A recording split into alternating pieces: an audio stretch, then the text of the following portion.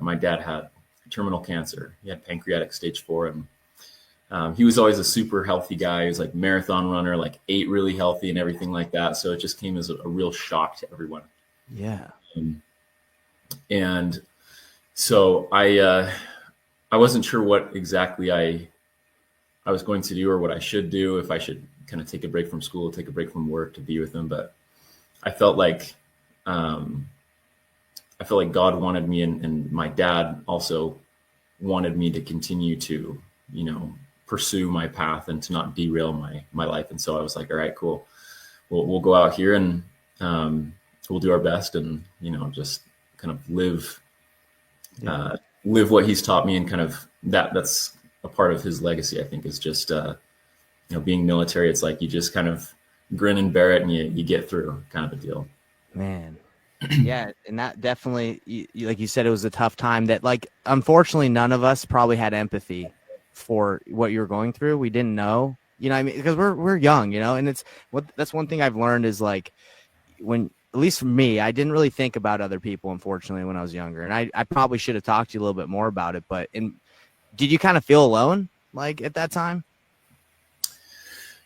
Surprisingly, no. I felt very much strengthened by God. I think there was a lot of miracles happening in the background, and in the scriptures we learn about angels to bear us up, and there was definitely a lot of angels on both sides of the bell. I had a lot of good friends and family that reached out and supported me as well. Yeah. And like I said, that I love hearing that, and that makes me happy, man. And that's one thing I've learned as I've grown is, like, man, everybody's going through something, right? And there's always somebody to fast for. There's always someone to pray for, to look inside yourself always and be like, what? Like, oh man, life is so hard. Like, that's just not what the gospel of Jesus Christ is about, right? It's about, like, loving others and serving others. And, that's so, I'm sorry if I wasn't, more aware of that, man. I'm sorry about that. You're good, man. No, you guys were actually, look back on those times as really, really awesome times. And, I think you and the whole team was like a family to me away from home. It was awesome. For sure. Well, remember that dance competition we had? Is that Corpus Christi? That was the second year, wasn't it? I think so, yeah. Or actually, yes, Corpus is the first year, yeah. First year? Okay, Corpus was the first year? Oh, yeah. Okay. Yeah, that was wild, man. That was fun. So I love to hear that. So let's talk about what happened after that. Like, because I don't know when your father passed away. I don't know what happened. What was the trajectory, like, of your life? If you want to get into it, of how faith played into that. Because you said, angels are bearing you up and helping you. So what did that look like? Yeah. So got through that. And I mean, even with everything going on, I was blessed to have an incredible year, or an incredible, I guess, fall season for our sales. You guys that second year. So that was awesome. Yeah.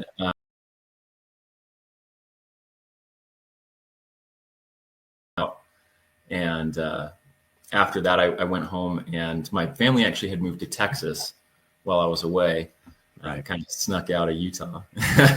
So I went, I was with them in between the time that we finished, which I think was like November.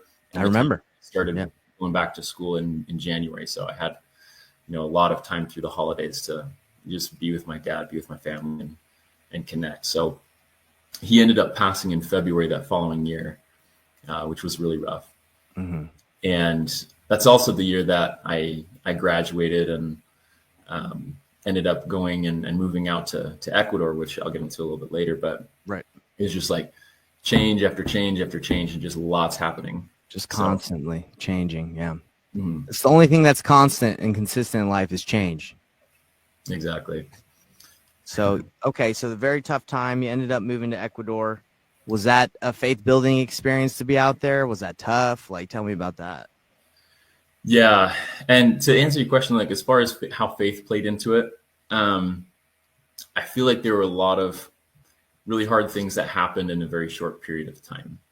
And shortly after I moved to Ecuador, which, there was kind of a culture shock and a little bit of a language barrier. I spoke Spanish fluently from the mission and everything, but it's just very different from living in the States. Oh, for sure. And then I had a time where my ex-wife was also just really struggling with her testimony, and I felt like things were kind of falling apart, and it was a struggle for me because I was trying to do the best that I could with, being a disciple of Christ and just powering through all of my challenges that I was facing. And I kind of had this expectation that God would just make my life a little easier, or, take away some of the challenges. And they didn't go away. But I don't think it's something that I haven't realized until just recently, that I have been relying a little too much on outcomes rather than my transformation and kind of the reason why we're all here. Yeah. But at that time, I still was just like, all right, well, I'm still going to be faithful. But in the back of my mind, I had this expectation, life's going to get better. Life's going to get, the challenges in my life will eventually go away if I just keep on the path, kind of a deal. And you're saying, unfortunately, it didn't go away. Right. Yeah. And I mean, sometimes God blesses us with miracles in unexpected ways, and that's awesome.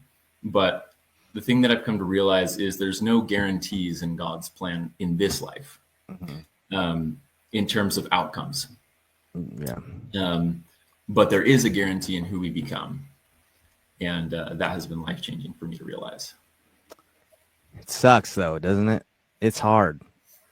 You having to go through those things to become like I believe that we're here to build the Christ-like character, like develop his attributes, become one with Christ. But unfortunately, that requires suffering. It does. And I think a lot of people that join the gospel or follow Jesus Christ think it's their path to like a life of happiness, right? Like pure sublime happiness. There's no problems, but that's not true. Yep. We're kind of in God's, I like to think of mortal life, this life here as college, a college experience. It's kind of relatable. And it's like, we don't have any guarantees in the syllabus. We're kind of at the mercy of the syllabus of this course that God has created for each of us. And, we're going to learn through it for sure. But we just got to keep following, through the lessons. So what has helped you to continue to have hope? Like, I want to hear more. Like, I know we could say Jesus Christ, right? But like, you unfortunately dealt with your passing your father, and then your relationship didn't work out according to like what with our limited view of eternity, right? Like, it didn't work out right now, and I would say you're facing a lot of struggles, even right now, right? And just same with me, man. I got a lot. Everyone's got something, but you would think, like, listen to this podcast, you'd be like, oh man, these guys got it figured out. They love Jesus. They don't have any issues. But yeah. So what kept you hoping and having that faith that things to continue on the path, and that things you should keep doing this? Yeah. I think a lot of it through the years has been leaning on the relationship that I had built as I studied the scriptures and really tried to create a relationship with Jesus Christ on my mission. And that was the first time that I always kind of tie back to where I felt close to him. And it's like any friendship. Like, if you don't spend time talking with friends, like, it just kind of deteriorates. And so we need to talk with Christ as our friend. And that relationship that I have built with him over the years has helped me to feel his love.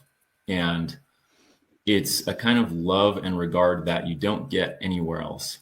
And I think that's really the thing that keeps me hopeful, and the reason why I really, pursue my relationship with Christ and stay in the church and do all the things that I do to try to be the best disciple I can be, is because, like, the world's love is like, if you're producing value that people see as valuable, then that's kind of the extent of the world's view of love. But if not, then it's just kind of like, well, you're not of any value to me. And so they disconnect. Yeah. But with Jesus Christ, like, he always loves us no matter what's happening, even if we're intentionally doing things that we know hurt him. He's just always there. So that's that's really why I worship him.